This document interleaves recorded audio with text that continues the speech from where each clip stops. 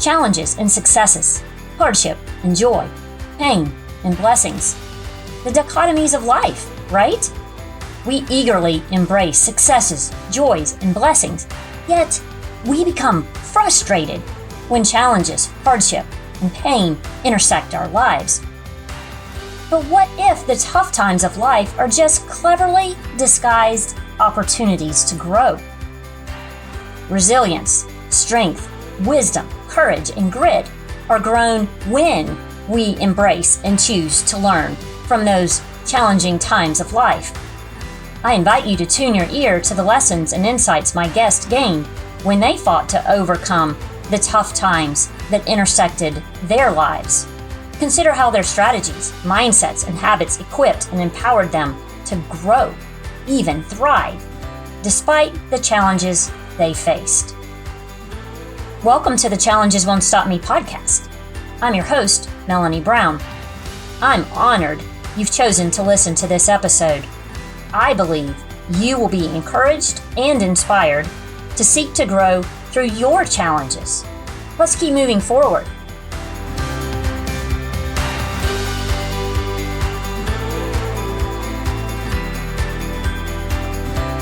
Today's guest is Danita Cummins. She's been married to Mark for 20 years, and together they have 4 adult children and 2 grandchildren.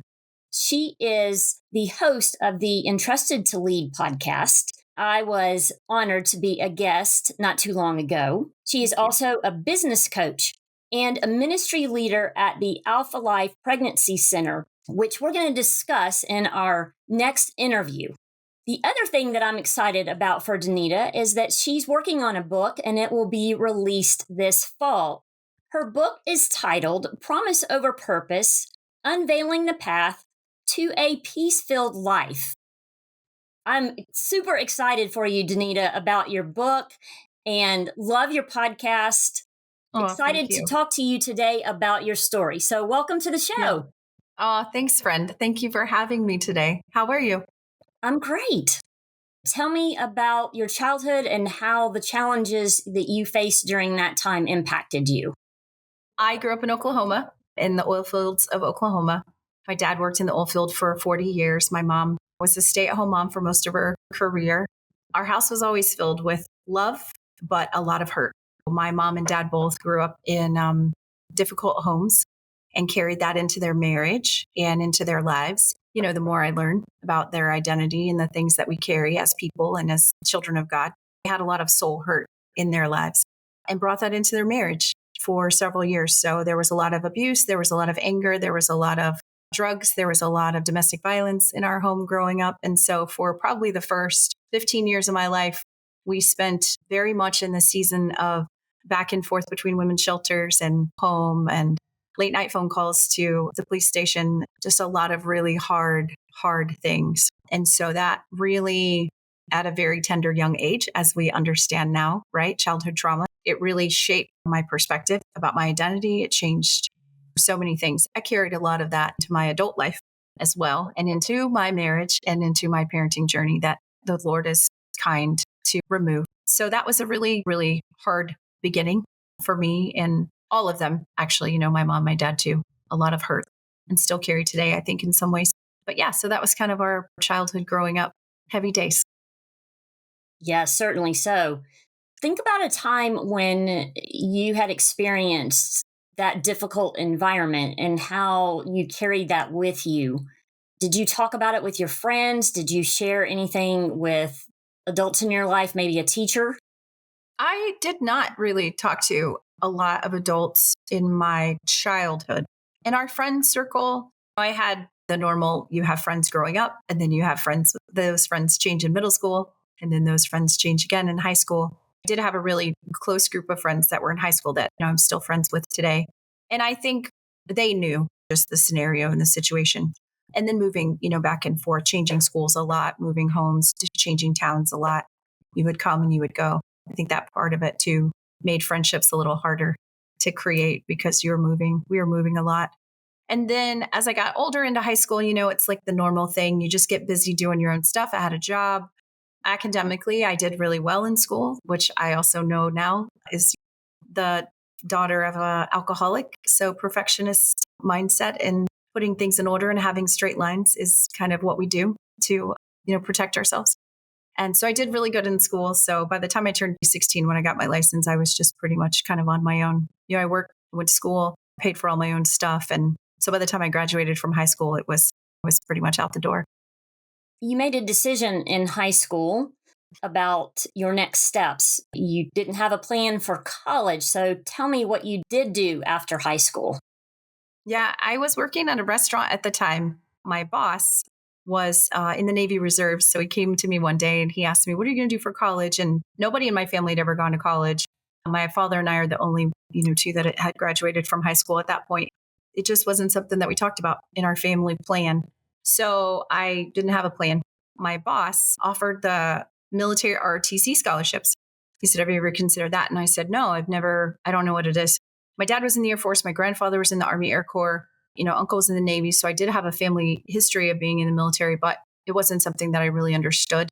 And so he was gracious enough to get me the applications for the ROTC scholarships back in the day when it was paper. You had to fill it out with a pen.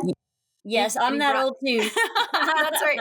Where you have to fill in the little bubbles. And it was funny. I tell people now, like he asked me, he said, "Which ones do you want to apply for? The Army, the Navy, the Marine Corps, or the Air Force?" And I said, "Well, probably the Air Force and the Navy because I don't want to wear green." And that was my deciding factor, like the ignorance.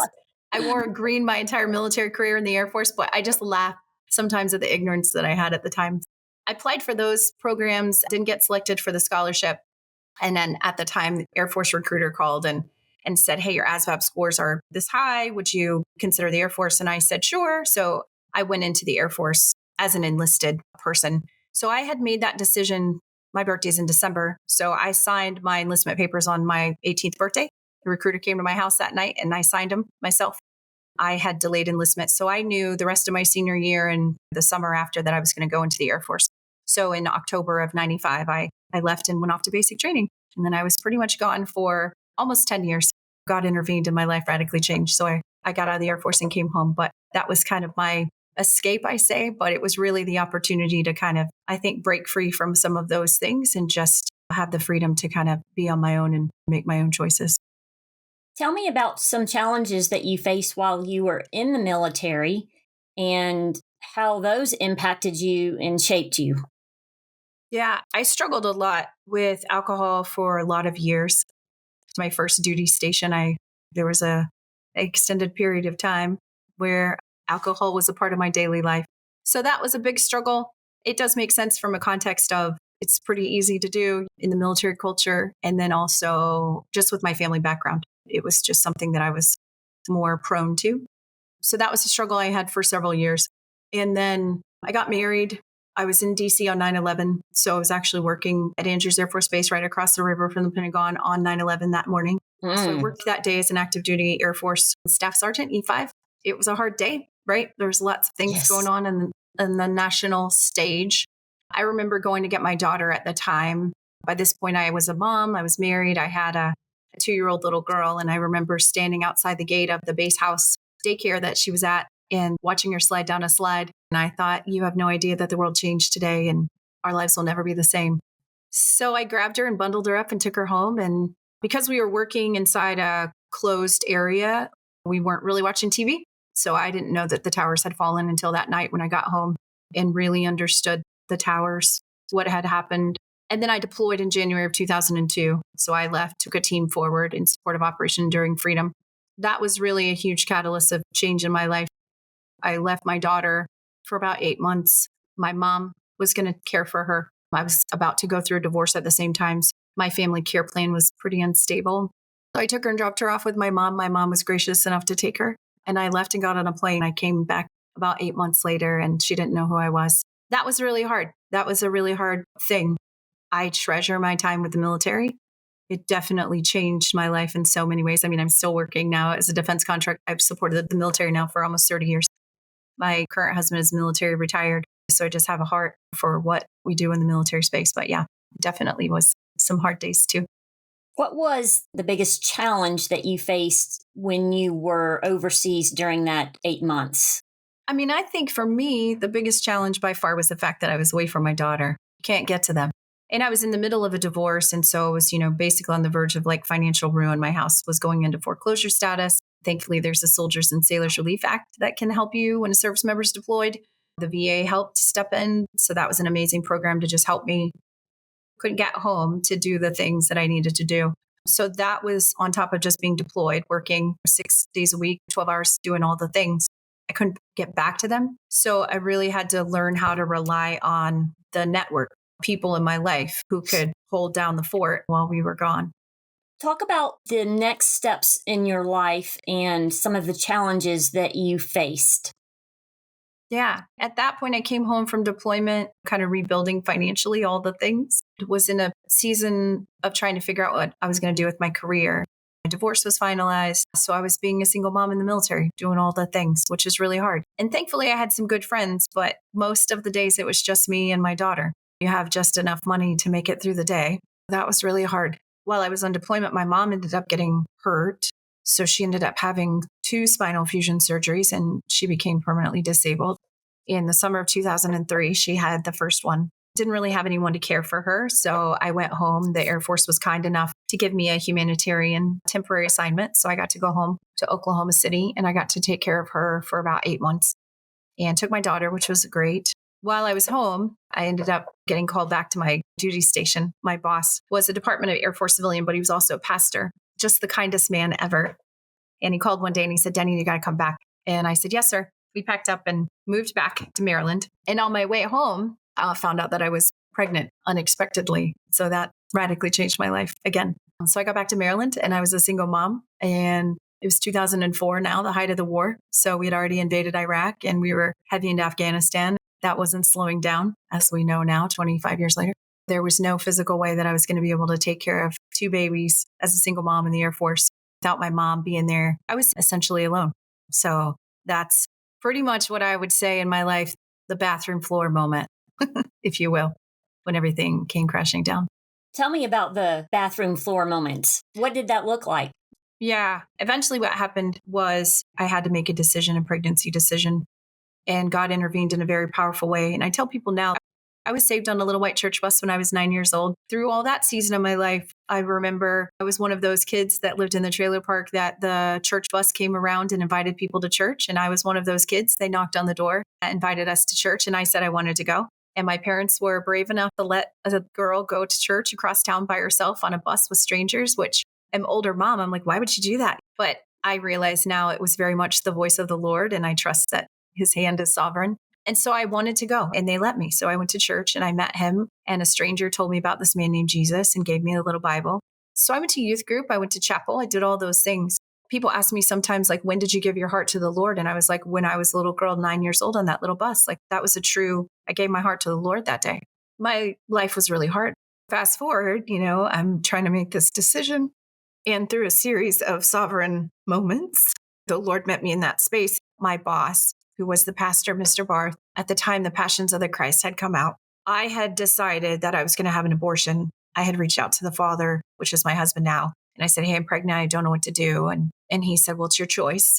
I reached out to a neighbor. She knew how much I struggled. She was a mom. And so I would spend a lot of time with her. And I told her, I think I'm going to have an abortion. And she said, I think that's the best option for you. And I said, yeah, me too. I think it's the best option for me too. I can't do this. I can barely feed myself and my daughter. I don't have anybody. I would have to give up my career. I would have to give up my livelihood. I would have to give up my home. Everything that I have, that I hold on to, that I find security in, that I find identity in, that I find strength in, will all be ripped away. And in my mind, I just couldn't imagine what it would be. And I didn't have a family really to go back to and say, how am I supposed to do this? I need your help. Because I knew my mom needed my help, right? I was taking care of her. And then at the same time, she ended up having another fusion surgery that summer. So it was just this domino. There was nobody else. When I turned around and looked to see who could I hand this burden, this crushing burden to, right? There was nobody to hand it to. No human, right? No human, exactly. Or at least what I thought, right? And what I saw in the physical world. Right. There was no human to hand it to. In retrospect, there were lots of humans that God was calling to hold pieces of it. I just didn't see them at the time. And so I say that, like, sometimes we think that miracles are really big, and they are, like parting the Red Sea or giving sight to a blind man. But in my life, a miracle was a $7 movie ticket that changed the course of human history. And it was my boss, Mr. Barth, who said, "Hey, do you want to come to this movie?" And I was like, I knew the abortion was scheduled and it was a week away. I didn't tell anyone. I didn't tell my parents. I didn't tell anyone but my neighbor and the baby's father. So I said, well, I can go to dinner with you guys, but I can't see a movie because I'm a single mom. I don't even have childcare to go see a movie. He said, well, just come. So I went to dinner, and then God, again, through a servant's heart, said, here, I'll watch your daughter. She can come to our house, and took her and dropped her off behind the movie theater at my friend's house, whose daughter was 16, just spur of the moment, no plan. And we ran back to the movie theater, and we got there right as it started. And I sat in the front row. The theater was filled, The Passions of the Christ. And I watched it that was the first time in my life where God was real, like where the sacrifice of Jesus was real. And I felt like I could audibly hear him say, Danita, do you see me? Do you see that I died for you? Now, what are you doing with this baby? It just radically changed my life. So I left, went, got my daughter, and drove home. And I called my boyfriend at the time, and I said, hey, do you know Jesus died for you? And he said, yeah, I do. He was baptized. I'd gone to youth group. I'd gone to church. He said, yeah, I do know that he died for me. And I said, then I have to have this baby because he died for me. And you can be with me or not be with me, but I'm having this baby. And that was the moment where I guess everything fell apart and started all over. So I went to see Mr. Barth the next day and went to work and told him, hey, I'm going to have a baby. I'm pregnant. I was going to have an abortion. And he was very kind and gentle and shared love as pastors often do. And he and his wife just loved me through that whole season in a very sweet, tender way. And then all the doors that I had pushed on, like I applied for special duty assignments, I was up for promotion, all those doors all closed. None of them worked. And I tried door after door. Couldn't get a reassignment, couldn't get a special duty assignment. It was just like all the doors were closing. So the only other option I had was to get out of the Air Force. You had an option, you could get out 60 days before your due date. You could pregnancy condition. So it's like a medical condition. And so I applied for early separation and they approved it 60 days before I had my daughter. I was selling my house and packing up my stuff and starting over in Oklahoma. You had grown up knowing about God, knowing about Jesus, having made a decision at age 9. But then when you had that moment, seeing the movie, did you recommit to God at that point? I don't think at that point it was a conscious, like I recommit my life to Jesus in a very intelligent, conscious way, right? It was very much a pouring out of all that I had on the floor with him. I think the recommitment, this is my life. I remember a specific moment, where there was a recommitment, rededication, but it was years later. It was 2 or 3 years later where I had that moment. But in those moments and in those weeks after, we were going to church with my neighbor. She was Episcopalian. And I say that like she went to this old church that was built in the 1700s in Maryland, but the doors are so narrow, you have to like turn sideways to get in.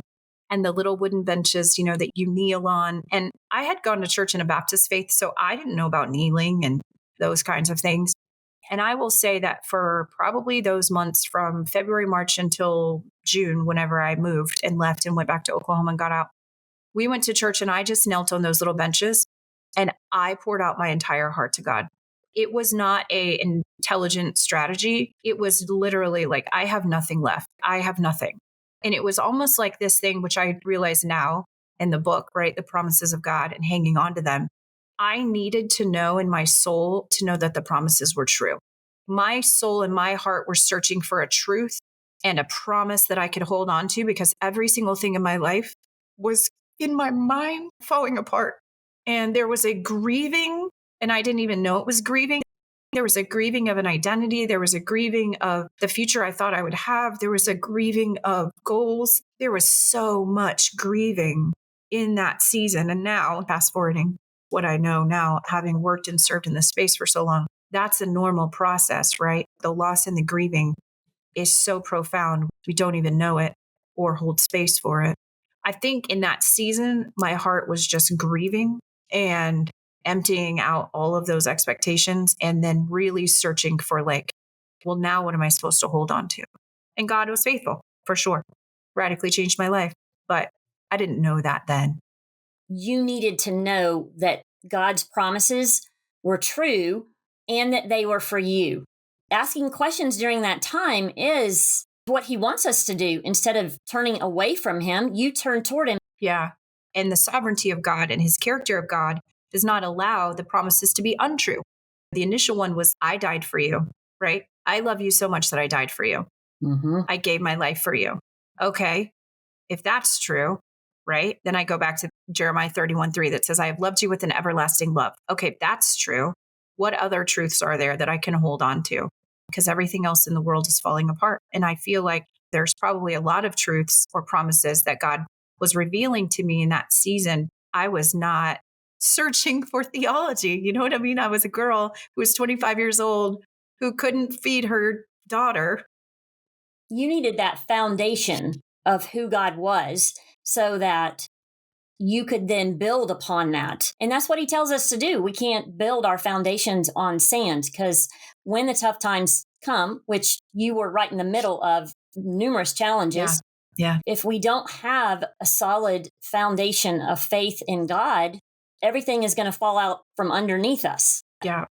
It seems to me, as you were describing it, that you were saying, I've been on this shaky foundation and I can't do this anymore. If you are who you say you are, and what I do know about you is truth, then I've got to start building my foundation on you. Once you built Yeah. that foundation on him and accepted his promises and his truths, tell me about life going forward from then, because we know it's not all peaches and cream and roses. It's still challenging. He tells us that Yeah. you are going to face challenges of many kinds.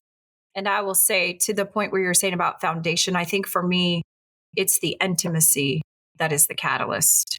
And we say that in like textbook kind of Christianese. Well, you have to have a relationship with God, not the knowledge of God. That's true. That's very true. But I think for me, it's the intimacy with God, with me in those moments that has been the catalyst for the last 20 years of my life. It was there in the previous 20 years of my life. And I can go back, and God is tender, and he is, in his heart is so good, and his love is so good to take us back through those moments of hard. Sometimes you have to go back into the darkness to see the light that was always there. Like through Ooh, these I thanks. like that a lot. through the through these moments in my life. And there was like, okay, so now I've decided I'm going to walk with the Lord, but I'm not really decided. I'm just like, okay, we're going to go this way. I knew enough to say we're having a baby and my life is falling apart. That's all I know. I have no place to live. I have no job. I have nothing, but we're going to have a baby. So, okay, let's go. And then we moved forward through that. And there were 100 seasons of hard stuff. Boyfriend at the time was my boyfriend. We eventually got married, and God has been so good and faithful. But there was a lot we had to overcome in our marriage, right? There was a lot we had to work through in that space. There were hundreds of nights of hard times in that season. We decided that we were going to have our daughter and we were going to do it together. We committed to try to walk that out with the Lord. And we had no idea what that really even looked like. So it was super messy, and we fell down 1,000 times, but we just kept putting one foot in front of the other. And then the Lord was very kind to bring amazing people into our lives that mentored us, that led us, that protected us, that prayed for us. Like I was saying, God had all these people in hands. I just didn't see them at the time.